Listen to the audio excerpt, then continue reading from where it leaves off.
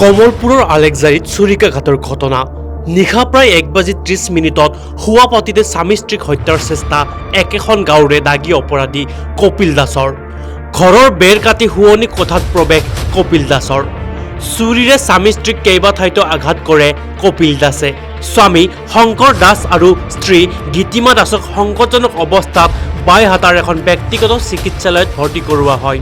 সম্প্ৰতি মৃত্যুৰ সৈতে যুঁজি আছে দুয়োগৰাকী পতি পত্নী। কপিল দাসে কি উদ্দেশ্যেৰে স্বামী স্ত্ৰীক হত্যাৰ চেষ্টা চলাইছিল বৰ্তমানো ৰহস্যৰ আৱৰ্তত। অৱশেষত ৰাইজে খেদি খেদি কৰায়ত্ব কৰা কপিল দাসক পিছত ধৰি বান্ধি কমলপুৰ আৰক্ষীক গতাই দিয়ে।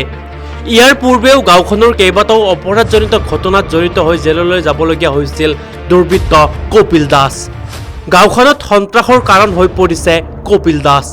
এই ঘটনাই সমগ্ৰ অঞ্চলটোতে তীব্ৰ চাঞ্চল্যৰ সৃষ্টি কৰিছে।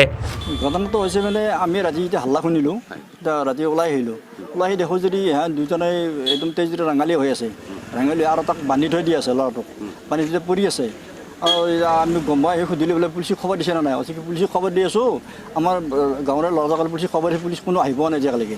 এতিয়া আমি তোৰ চাই কি কৰি দিম, এতিয়া চাই থাকিবতো নোৱাৰোঁ। দৌৰা দৌৰিকৈ আমি গাঁৱৰে ল'ৰাকেইজন মানে বিচাৰি গাড়ী এখন আনিলে, গাড়ীখন আনি যিজনক মানে হানিছিলে আৰু শংকৰ দাসক আৰু তেওঁ ৱাইফক দৌৰা দৌৰিকৈ মেডিকেল লৈ গুচি গ'ল। তাক বান্ধি থৈ গুচি গ'ল, ইয়াতে বান্ধি থাকিলে। আহি আৰু আমি তাক ৰখি চাই আছোঁ। চাই থাকি পিছত অলপ দেৰি হ'ল পুলিচ আহিলে।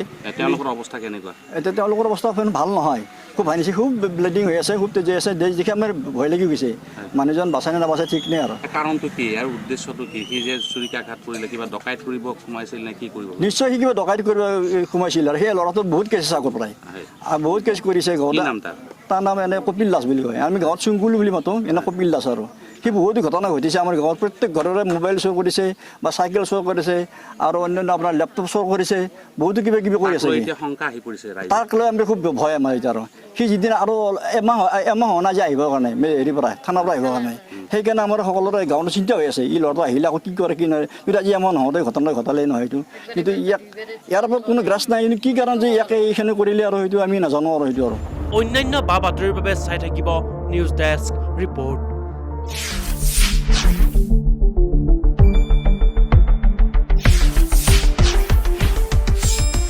শুদ্ধ আৰু বিস্তৃত বাতৰিৰ বাবে চাই থাকক নিউজ ডেস্ক ৰিপৰ্ট।